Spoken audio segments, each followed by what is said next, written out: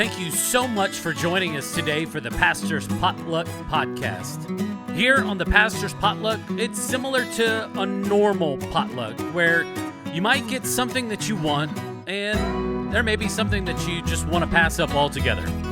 And that's okay. There's something here for everybody. Our goal here is to encourage you and maybe in the process entertain you. If you're ready, let's dig in.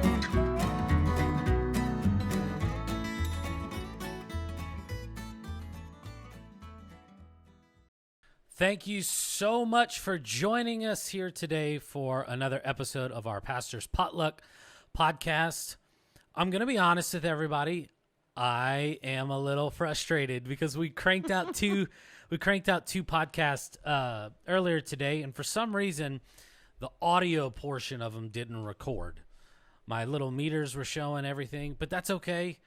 Jess actually was like, hey, I can help and jump in and like we can record so we have something to release every single Friday for you guys. And so thank you for being available and ready on the fly. It worked out. It did work out. Maybe it's what's funny. I was actually getting ready to leave. Yeah, I know. Before you came down the hallway, I was getting ready to leave. I needed to go pass some stuff out to schools, and I was just telling Megan, I don't want to go pass this out right now. And then you walked down the hallway, so it worked out perfectly. Describe the look on my face whenever I was coming down the hallway. I told you when you came down the hallway, I looked and I was like, Jared does not look happy. Like, he does not look happy at all. No. So, but I've come to realize that like technology and equipment and everything else is just so finicky. It's like you have to court this stuff. You know, you have to treat it right for it to work. And I mean, I don't know. That's what Belinda tells me with the copy machine. She tells me that I have to talk nice to it or else it won't print right for me. Yeah, I don't know. It's just weird. Technology. The copy machine does that. It doesn't like me at all. Most of the time it spits at me and yells at me. So now what goes wrong whenever you try to print out something? Does it always get jammed or something? Well, before I moved offices, the internet, like where it's the wireless, like it would somehow, we shared a wall, but somehow between her wall and my wall, the internet connection would lose out. And so I'd go over to get something and it was like beeping at me. And I'm like, why are you beeping? I literally just printed you. And it was because it was stuck in cyberspace somewhere and wouldn't print. It was really annoying. But now here I'm at the other end of the hallway. And it works fine. It works fine. It's so weird. And I haven't had any issues printing since then. Technology is weird. It's like one of those things like we have to have. And, you know, to make things like this podcast happen, you know, you got to print out paperwork. You know, kids need, you know, their handouts each and every single week. Parents need information, whatever. And it just for some reason, it just goes haywire and wonky and crazy. And I'm just going to say wonky again because I like that word. So it just goes crazy. But thank you for filling in on such a short notice. So welcome to your very own first Have you ever done a podcast before? No. Have you ever had any idea? Like, have you ever had any desire to do a podcast? No, I'll be honest. Out of this whole staff, I'm probably the only one that doesn't listen to podcasts. What? I don't. Crazy. I've listened to ours. Yeah? I've listened to ours, but I'm not someone that likes to just sit and listen to people talk. I don't know. I could do it. I like it because I'm maybe it's just because I'm a documentary nut and I like information. I like documentaries. Yeah. But I don't know. Maybe I haven't found the one that like works for me. Maybe that's what it is. Well, what are some of like your hobbies that you enjoy doing? You like to travel? I do like to travel. Have you ever tried listening to a travel podcast? No. Let me take that back. So I did listen to, and I don't remember what the name of it was. It's probably still downloaded on my phone. There was one podcast that I listened to, and it was about singleness in the church, like how the church I don't remember exactly what the name of it was, but it was about being single in the church, and it was really, really good. Yeah. And so I actually really liked that. But they didn't have very many episodes, so I don't know if it like was new when I first found it. And I had listened to all the episodes that they had, and then there weren't anymore. So maybe I just need to go back and see if that one was updated. Updated. If they still added there weren't more very episodes. many. like 5 or 6 episodes? No, like, I mean there many? were like maybe 5 to 10. Like it wasn't very many at all. Yeah, that's not a lot. But when I'm in the car, I want music. Like I want music blaring, singing at the top of my lungs. Like that's what I do when I get in the car. I don't want to hear people like talking, and I start to struggle. Like you guys will sit in meetings and you guys are like, oh, podcast, and I'm like, I hope they don't ask me what podcast I like because I don't listen to them. It's all right, but that's okay. Maybe God created you to be like a podcast host. Maybe. I don't know if you know this. You like to talk. I do like to talk, but listen, you may not know this. So I went to Mount Vernon Nazarene University, and my degree is in communications. So I have a degree in communications, but for 2 years, my it was communications, but like it was broadcast. Like that's what I did. Yeah. I did broadcast communications for 2 years in my undergrad. So was it like on the radio. A radio show? Yeah, it was on the radio. 90.9 FM, WNZR. Yeah, that's what it was. You should. Yeah, that's what I did. I did it for 2 years. I liked it. It was a lot of fun. Yeah, you have a great voice for radio. If you embellish things like that. Well, or maybe you could do Ohio. So the college I went to is in Ohio. And I had to really work on things that I said because my W's were not W's, they were W's. Yeah. And my Ohio was not Ohio, it was Ohio. Yeah. Yeah. And there were other things that I would say, and they're like, Jessica, you sound really silly. Like you can't talk like that. Especially, on the radio. especially if like people are just listening to this, like trying to be mindful of like pronouncing things. Yeah. And I'm a crazy individual. I tend to think so. I know my wife thinks I am, but like my mind starts to function a lot faster than my mouth can. Oh yeah. And so I think of something, and I'm occasionally finding myself going, well, this one thing, what's that word? And I can't think of this word, and I know, and I can picture it. It can be the smallest words too sometimes. It's so frustrating, and so I'm always having to like try to teach myself to slow down whenever I'm doing this. I'm like, okay, just be in the moment, pronounce my W's, just like all of it. That was what I would always get. Like they would always ding me on that because we would have to do like recordings and like playbacks and stuff, and it never failed. They were like, Jessica, you sound like this. I'm like, I don't sound like that. But I did sound like that. You sounded like you could be on an episode of those Moonshiners. Yes. Yeah. Now, is that based in West Virginia? Do you know? I have no idea. There's a show on Discovery Channel. Yeah, I know the show that you're talking about, but I'm not sure if that's based on this or not. I have no idea. No clue. I know they're in the mountains somewhere. It may be in Tennessee for all I know. Could be. But, anyways. Yeah. Well, maybe you should think about starting your own podcast. We'll see. We'll see how this goes first. Okay. Trial by fire. Well, tell us a little bit about yourself. Obviously, you are our children's pastor here at Southridge Church. This is your first ministry gig, correct? Yes. First official ministry gig, yes. Okay. Now, did you ever see yourself being in full-time ministry? Not in this capacity, no. Missions, yes. Mm-hmm. Ever since I was little, my mom can tell you that ever since I was little, they actually always thought the same thing, that I would be doing some type of missionary work of some sort. We had so I'm Pastor Scott's sister, for those of them that don't know that. But so Scott and I, when we were little, our dad was a pastor. And so I remember stories that my parents would tell us of like me when I was like 3 or 4 years old, and we would have these missionaries come to our house from all these different countries and stay and talk like they were coming to the church or whatever. Yeah.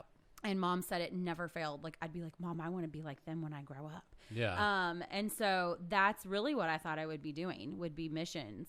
I did that I did that sort of kind of for about 8 years in Kansas City. It was very different than what I thought it would look like. But to be in a role like this, no, this is not where I thought I would be. Yeah. But I'm glad I'm here. I've been here in this position now for 2 months. So yeah, I think it's really interesting how like you still have that on your heart. And even though you are the children's pastor here at Southridge, there are still missions opportunities here locally within the city. And one of the things that I think you've just kind of taken what Pastor Cheryl has done with the kids program and just like completely ran with it. And that is ministering to the schools that are around us.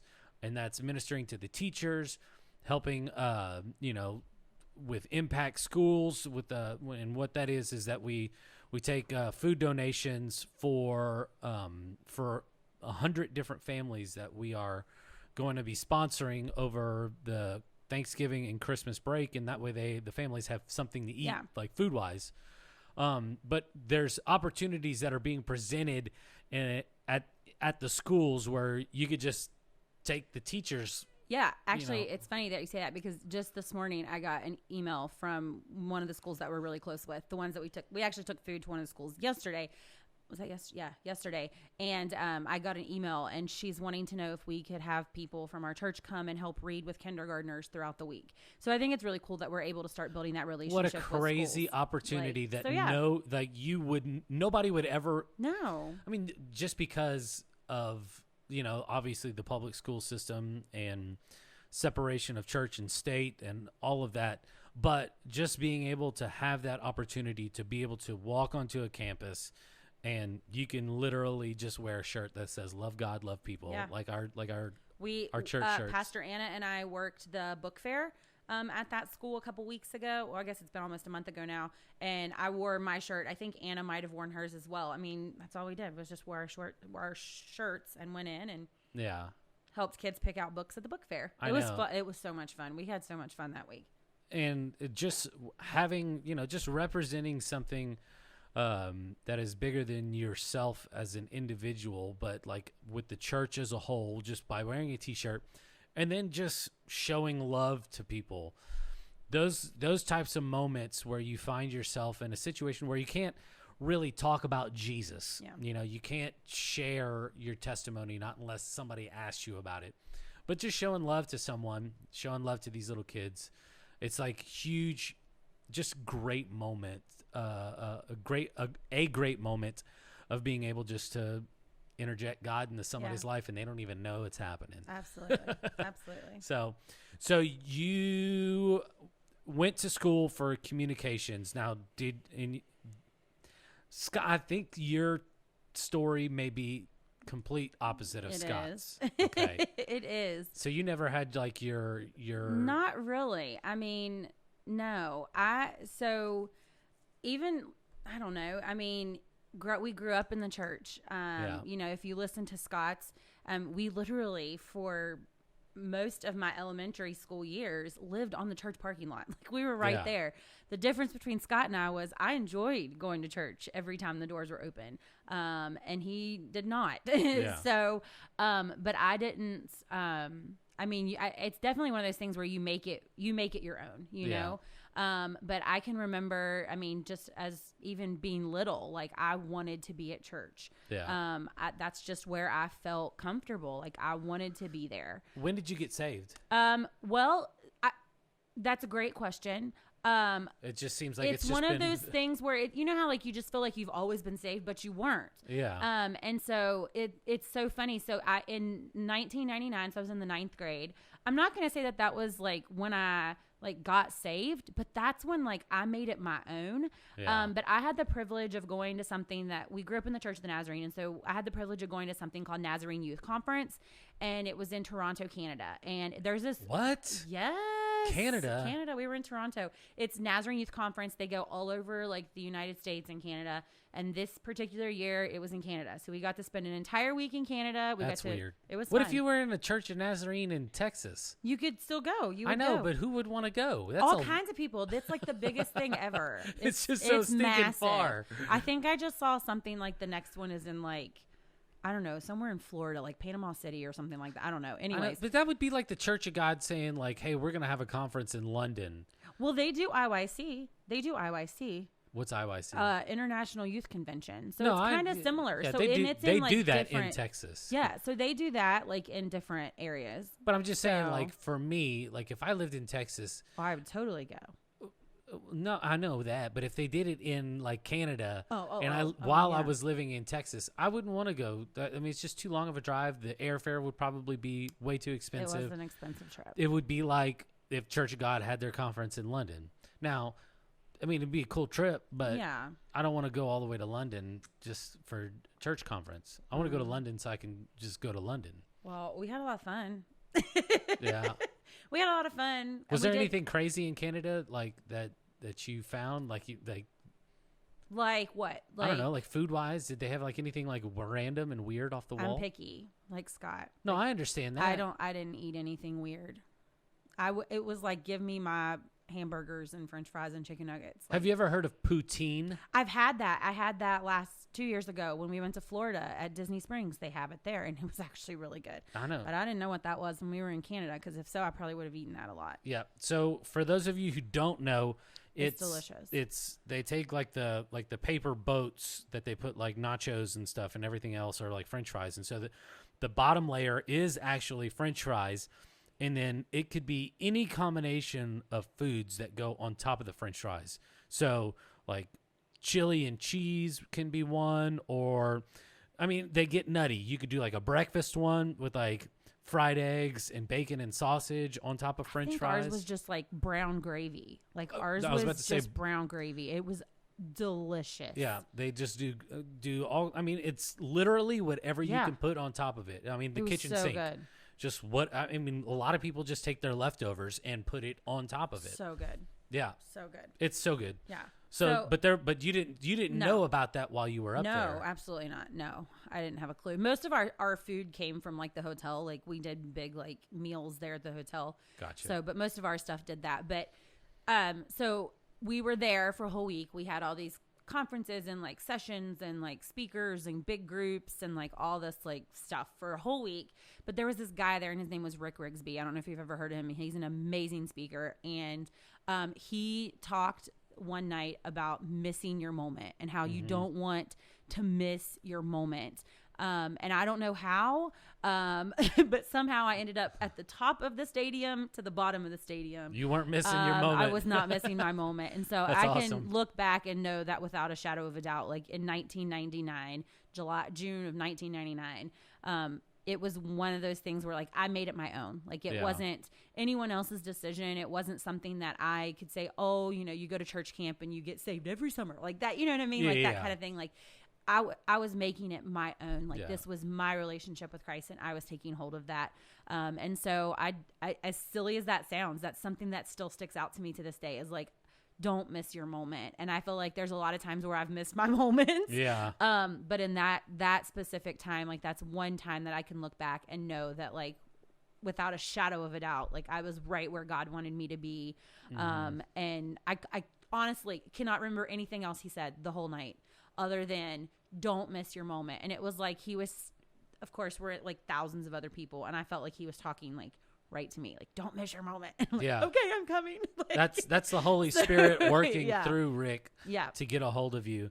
It's one of the crazy things about like, because I can distinctly remember just being in a room by myself. I just found out that my girlfriend at the time, my now wife, was pregnant with Nolan, and I was like, oh my gosh.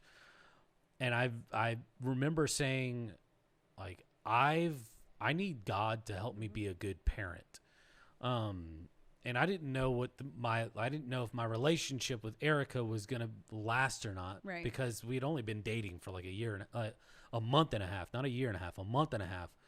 And finding out that we were expecting Nolan, and it was just like, maybe God he definitely got my attention whenever I found out that I was going to have a son.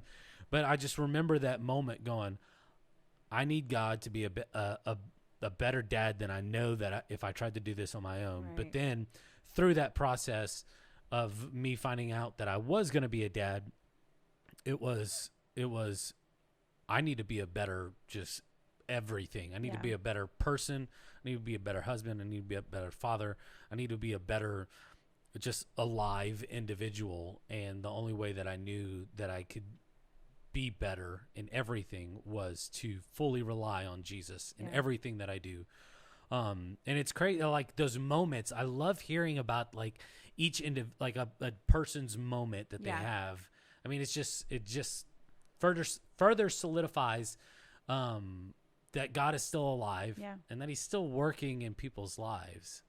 Yeah. So you didn't have a testimony except for that you grew up in church, and you didn't have like a prodigal son moment. No, I did not. Which I think is amazing, by the way. Yeah. Because I mean, I can say that, have I had times in my life where I've messed up and I've had to ask for forgiveness? Absolutely. Oh yeah, for sure. But it's one of those things where, you know, I'm so thankful for God's grace and his mercy.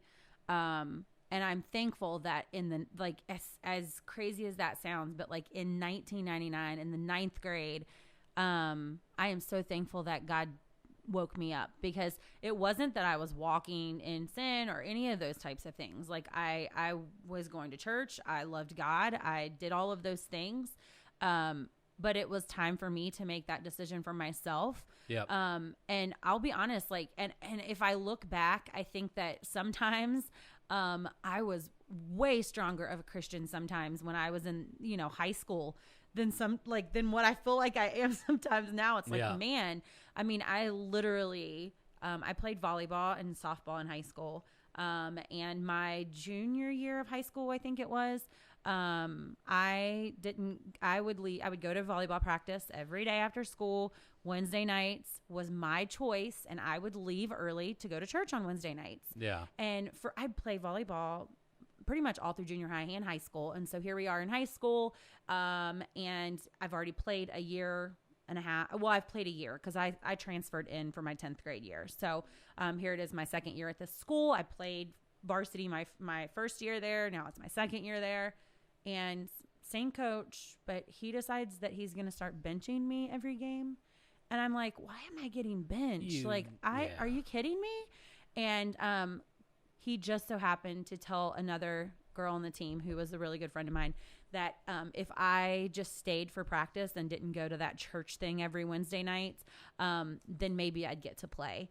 And so it was probably one of the hardest things to deal with. Yep. But I decided that I was not going to I wasn't going to let somebody else dictate my relationship with Christ. And if I wasn't going to play volleyball because he didn't think that was the right thing for me to do, was go to church, then I wasn't going to play. And so I actually quit volleyball for the first time ever, and ended up making the decision to come back my senior year. But he was same coach again.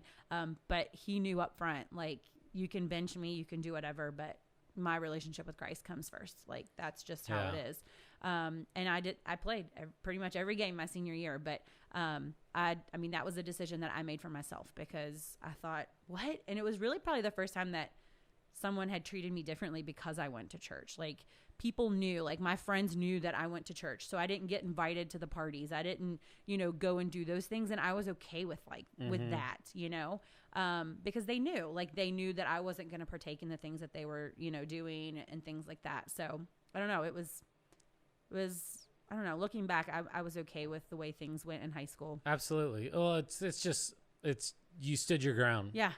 It's one of those things that obviously kids should not be pressured to be making kind of crazy and hard decisions like that. Like, choose between like two things that you love. I don't know. It's just like, whenever you come across a coach like that, you're just like, I just want to grab you. I want to grab you and shake you a little bit. But I mean, it's just, you have to stand your ground in what you believe in, and the things that you hold near and true and dear to your heart. So now that you've been in ministry for 2 months, what are some things that you are learning about ministry that you probably would have never understood or guessed that was happening? Oh, goodness. That's hard. Golly,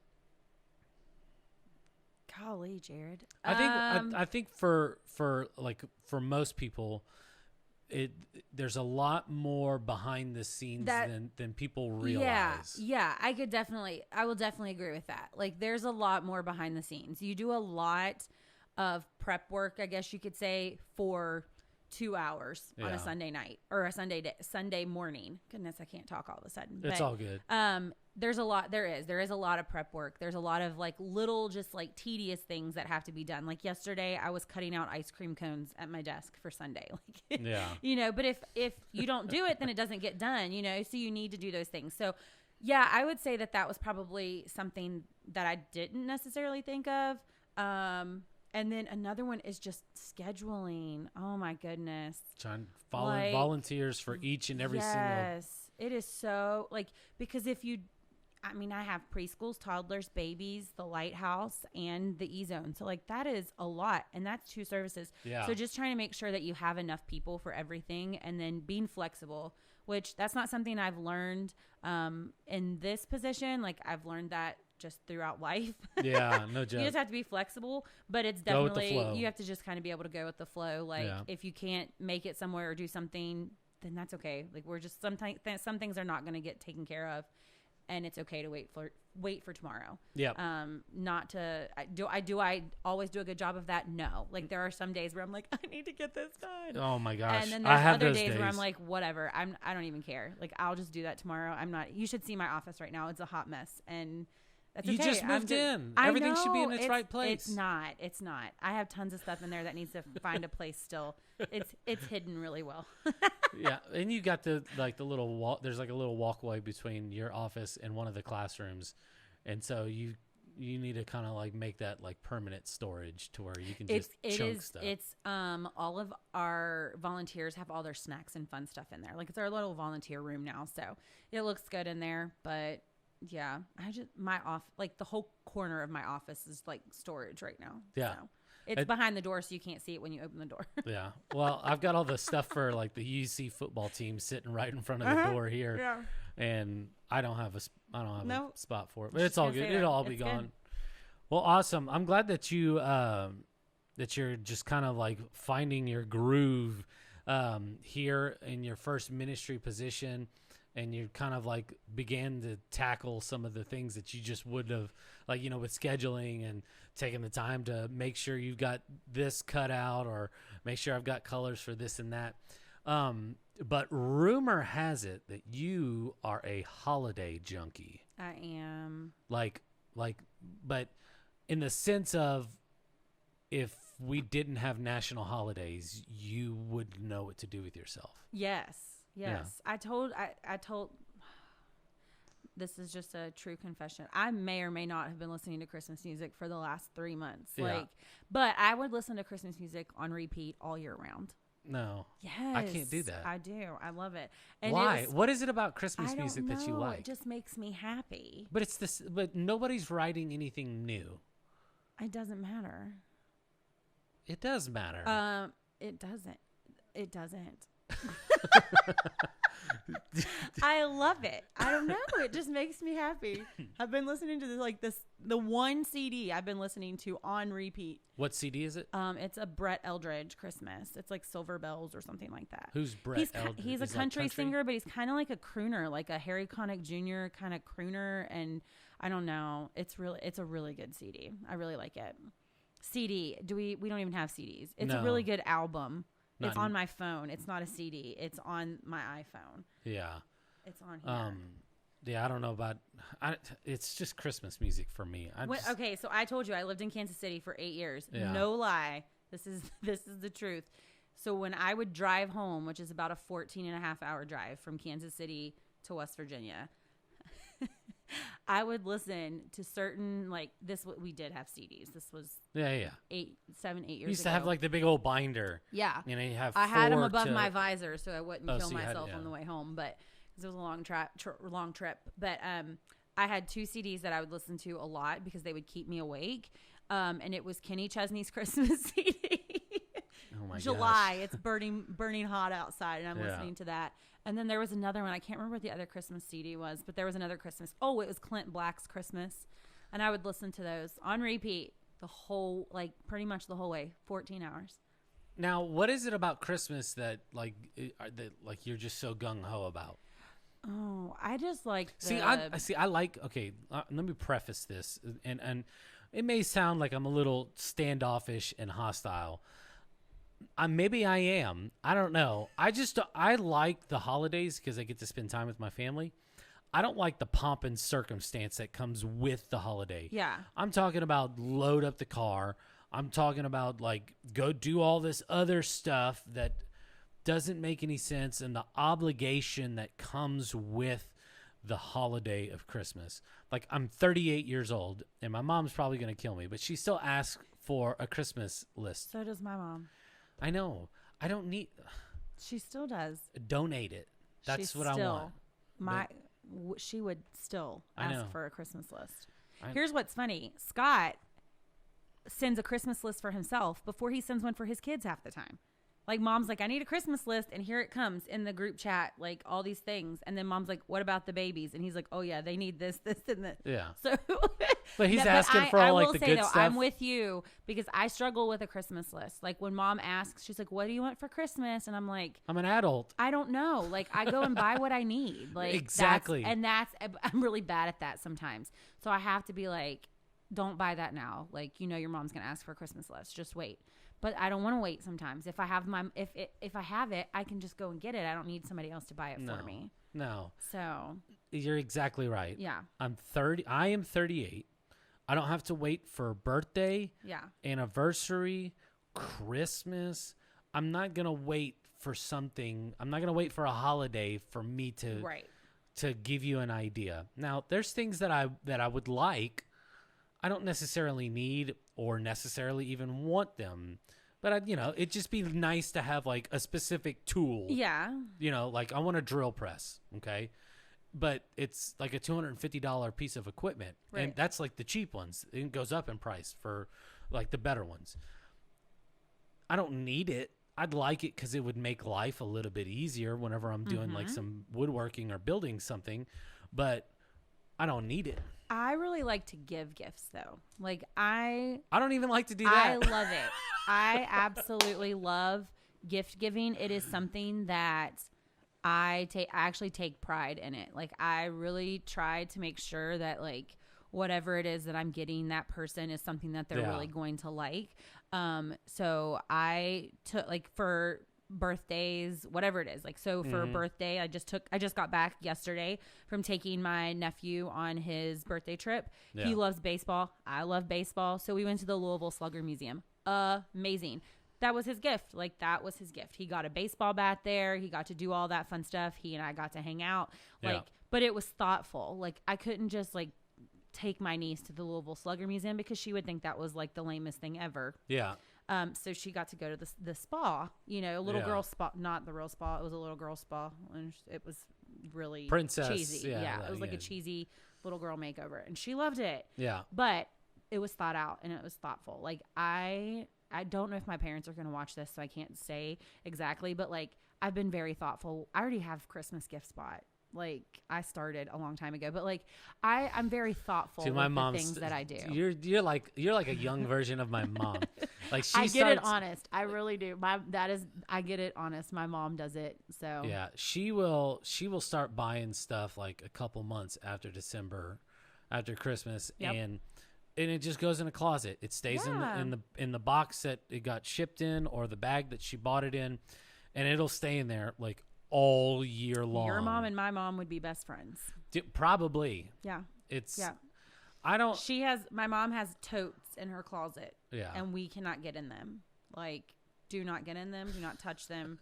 We know what they are. It's the Christmas totes. Oh my gosh. I don't even like to buy gifts. And it like I said, sounds like I'm a Debbie Downer. No. And that I'm just a stickler. I just want to get together with my family. I want to eat really good food, and I don't want to do anything else. It's just the obligation. I feel like, I don't know, maybe it's just self-imposed, but, like, whenever I buy something and I'm watching somebody, like, open it up, if they're not, like, really excited about it, then I'm like, okay, this is why I don't do this. Like, one time, or, like, somebody buys me something. Like, one time my brother got me, like, for 5 years straight, he used to get me, like, shirts. And they would say, like, weird stuff. Like, stuff I can't even say on a church podcast. Right. But, and I would say, I can't wear this out in public. and this is before I'm saved, and I'm embarrassed to wear these things out in public. And I go, don't get me anything. If you're gonna spend money on this, don't do that. That's why I just want to get together. I want to hang out. I like one of the traditions that we do have is that we get together and we read Luke and the story of the birth of Jesus. Yeah. I like that tradition, but the gifts can just go out the window for all I care. mean, I think I'm with you with like all of the craziness of the holidays. But I love being with family. I love decorating. I love it. I don't know. There's something that's very comfy and like, I don't know, especially decorating for Christmas. There's something about Christmas decorations that just make me feel like at home, and maybe it's because is that why you're spending a lot of time in Walmart this time of year? In October, they already have Christmas. Sitting there at the Christmas decoration. Yeah, you're just gonna pull up like one of those desks that they have, and I'm just working here. I'll be at Hobby Lobby. Their decorations are like to the max. I haven't even walked in there. And I don't know if maybe it was because I have lived out of town for so long. Like, I mean, between Kansas City and then being in college, I mean, I had to come home for the holidays, and so. There was a lot that I used to miss because it was already done when I got home. And so I don't know, when I was able to start decorating myself and doing those things myself. Yeah. I remember when I was in Kansas City, I had to spend Thanksgivings with friends. And so I loved that because I was able to start like my own tradition of like cooking. Like I remember cooking a turkey. I'm like, my mom's on speed dial. I'm like, Mom, what the heck am I supposed to do? I'm not going to poke fun of you, but I'm really surprised that you eat turkey. I do eat turkey. You're very picky. Eat turkey. I love Thanksgiving. Is it just because it's so close to chicken? Probably. Okay. I love it. I love turkey. But like we did that, or I remember doing my first Easter, because those are big things. Like, you see all these other people that, you live by yourself. I lived in Kansas City by myself. I didn't have family out there. Yeah. And so, there were other kids. I say kids. We weren't kids. We were young adults. But that didn't have families out there either. And so kind of being that lead to say, hey, I'm going to do Easter at my house. Everybody can bring something. I'll do this, this, and this, and then everybody else. So it was really fun to be able to do those things, to decorate, to have people over. One of my favorite things that we do at Christmas, though, so our family has a tradition that actually was my dad's family's tradition on Christmas Eve, and that is that we do soup and grilled cheese sandwiches, and do not judge us, fried jelly. I think we talked to you about fried jelly. You haven't had fried jelly. Fried jelly. No. Yes. I've never heard of fried jelly. Fried jelly. Listen, it's like a grilled cheese sandwich, but with grape jelly on it. Oh, yeah. Dude, y'all, that's nasty. Dude, no, it's got cheese on it? No, it's just jelly. Okay, It's just jelly. I mean, you can put peanut butter on it if you want. But That's similar to like a Monte Cristo. Have you ever had a Monte Cristo sandwich? No, but I know what you're talking about. So it's almost like kind of like French toast bread, and then they put like ham and then cheese, and then you put jelly on top of it. Yeah, it's like a breakfasty sandwich. It's just without the ham and cheese. It's just jelly. It's grape jelly. Put your 2 pieces of bread and your grape jelly on there, and you fry it just like you would grilled cheese sandwich. With butter? Yeah. All right. So we do that, and we do soup and sandwich. Normally we do like chicken noodle soup. Scott said that's like his favorite day of the year. Yes, it's the best. Soup and sandwich day. It's the best. That's what we do every Christmas Eve. We've done that for, I'm 37, so for 37 years. My dad did it prior to that. So what's your favorite soup? I love chicken noodle. Megan makes some amazing chicken noodle soup. So I normally am chicken noodle soup. Yeah. Is what I normally eat. We only do 3. We do tomato, chicken noodle, and my mom loves vegetable soup. So we normally have a small thing of vegetable soup. So yeah, I'll pass on that one. But and then another thing that I really like that we do at Christmas is kids that I grew up with. Like, we're not kids now, obviously we're adults, but our youth group that we grew up with, one of the things that we started about 7 or 8 years ago was we all get together at Christmas. So we make it a point that we get together and we act like teenagers for a night. We play games. We do like an ornament exchange. We eat a lot of food. Our favorite game is Spoons. Do you know what Spoons is? No. I mean, I know what a spoon is, but I don't know. You've never played Spoons? No. Jared, Is it that one where they're like where you? There's spoons in the middle of the table, and you have cards, and there's one less spoon than there are people, and so it's kind of like musical chairs but with spoons. So like you have to grab. So you're trying to get 4 of a kind, and you're trying to grab the spoon. And we play like we're diehard spoons players. We've lost fingernails. We've like been. Actually, I have a scar. Where's it at? I have a scar right here on my finger from playing spoons. Oh, I've broken we've broken tables. Like I'm telling you, we get rough in playing spoons. But you have to get the spoon back to your chest, or it's fair game. And so we are grown adults. Yeah. Still playing this game. Oh my! We met a couple years ago and broke a table at the church. See that?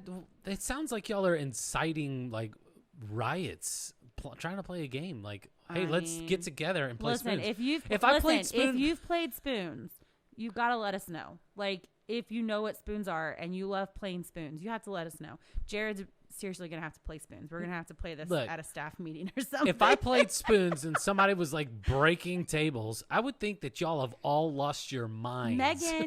Megan was pregnant with Olivia, and they didn't know she was pregnant, and she played, and she got drug across the table playing. We do not play when it comes to spoons. Spoons is the best.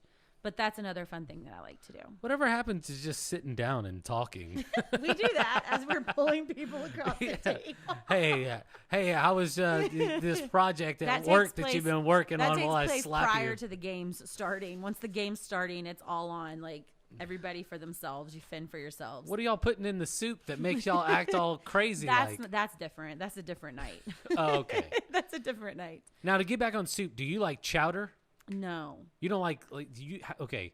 So like seafood? No. Well, they have different types of chowder. They have like a corn chowder. They have potato chowder. They do have clam chowder. What's the difference? Like between a potato chowder and a so the main ingredients. Soup. So the main ingredient wouldn't be like potato soup is thick. It's chowder-y. I don't know. It's kind of creamy and thick, but it's awesome. I mean, if it was like a potato soup, then I would probably eat it. But if it was seafood, like a clam chowder, no. I already know. Nope. I already know. If your last name is Beha, you don't like seafood. Unless your name is Joe. Our dad eats it, but none of the rest of us do. Well, I'm going to go hang out with your dad. Go call my dad. He'll go to dinner with you. So this I was going to recommend to you, Progresso has this, it's a chicken and corn chowder. So you've got like little pieces of chicken, some corn, and it's like creamy like a potato soup. You should try it out. No, that I would probably eat. Yeah, it's real good. Yeah, that sounds good. And I'm not a soup guy at all by any means. I mean, I like gumbo just because I grew up in Louisiana. Mm-hmm. But you should try it out. I don't even know how to explain it. I'll try it. Erica looked at me whenever we had it the other night because we were just trying to clean out our pantry. Yeah. We just have those nights.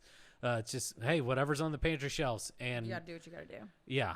And I got a can of this soup and warmed it up, and we had taquitos that were in the freezer. So we had like soup and taquitos, just like completely random. And I got done eating this bowl of soup and the taquitos, and I looked over at Erica and I go, I'm not going to lie to you. For some reason, that was like one of the best meals I've had this month. See? You never know what's going to be good. I know. So you should try it. I'll have to try it. For sure, try it. Well, chicken and corn. I really appreciate, chicken and corn chowder. Okay. Progresso. It was like a light blue label. Okay. So I think that's Progresso. I really appreciate you being here. Thank you so much for filling in on short notice. It's your first podcast. It's done. Hey, you could check something off a bucket list if you had one. So, hey, thank you so much for listening today. We'll see you. We'll see you next week. Hope you have a great weekend. Thank you so much for listening in with us today. We really appreciate it. If you haven't done so already, go ahead and hit that subscribe button. You can also follow us on social media, on Facebook, Instagram. You can also watch the video version of this on YouTube as well. All you have to do is search up the Pastor's Potluck Podcast. From all of us here, we want to say thank you, and we'll see you next week.